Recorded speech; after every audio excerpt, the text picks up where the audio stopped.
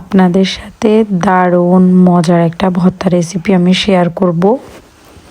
জানি না কয়টা ভর্তার রেসিপি শেয়ার করতে পারি, তবে আমার ইচ্ছা আছে আপনাদের সাথে বেশ কয়েকটা ভর্তার রেসিপি আমি শেয়ার করব।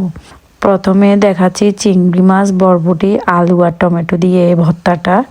এখানে সব সবজি বলতে বরবটি, চিংড়ি মাছ, আলু, টমেটো সব একসাথে একটা ফ্রাই প্যানের মধ্যে পানি দিয়ে আমি বসিয়ে দিছি। পানিগুলোকে একদম শুকিয়ে নিয়েছি, যেভাবে টান টান হয়ে যায় ওইরকম করে আমি নামিয়ে ফেলছি।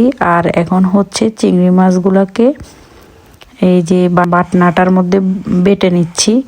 আপনারা চাইলে ব্লেন্ডার করতে পারবেন বা শিলপাটায় করতে পারবেন। তো সুন্দরভাবে একদম ম্যাশ করে নিচ্ছি আর কি, খুব বেশি না, যতটুকু হয় আর কি। একদম পরিমাণ মতো পানি দিছি যেন সবগুলো শুকায় যায় আর সবজিগুলো সিদ্ধ হয়ে যায়।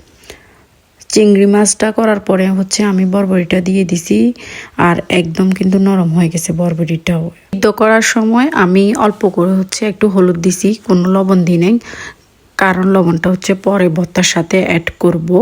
আপনারা চাইলে দিতেও পারেন, না দিতেও পারেন। এরপর হচ্ছে টমেটোগুলো নিছি, টমেটোগুলোকেও এভাবে করে ফেলতেছি। এটা কিন্তু হাত দিয়েও করা যায়, কিন্তু আজকে আর হাত দিয়ে করতেছি না, আর এই যে বাটনাটা দিয়ে করতেছি। এটা কিন্তু বেশ আরামদায়ক, আমার কাছে খুব ভালো লাগতেছে এটা ইউজ করে। এরপর হচ্ছে আলুগুলোকে ম্যাশ করে নিব। এই ভর্তাটা যদি আপনারা ট্রাই করেন ভাতের সাথে, আপনারা অনেকবার এই ভর্তাটা বানাই খাবেন, আমি বলতেছি, কারণ এটা খুব মজার একটা ভর্তা। এই নিয়ে আমি দ্বিতীয়বার বানাচ্ছি। এরপরে হচ্ছে আমি কাঁচা পেঁয়াজ দিছি, আর হচ্ছে শুকনো মরিচ দিচ্ছি, লবণ দিচ্ছি। এই যে এগুলাকে একদম ভালোভাবে হচ্ছে কষলাই নিব, যেন একদম পেঁয়াজ থেকে পানি বের হয়ে যায়। আপনারা তো জানেনই ভর্তার মধ্যে যদি পেঁয়াজগুলোকে ভালো মতে পানি বের করতে পারি, তাহলে কিন্তু ভর্তাটা বেশি মজা হয়। আমি এখানে কাঁচা পেঁয়াজ ইউজ করতেছি, কাঁচা পেঁয়াজ দিলে ভর্তার টেস্ট কিন্তু আরও ভালো লাগে।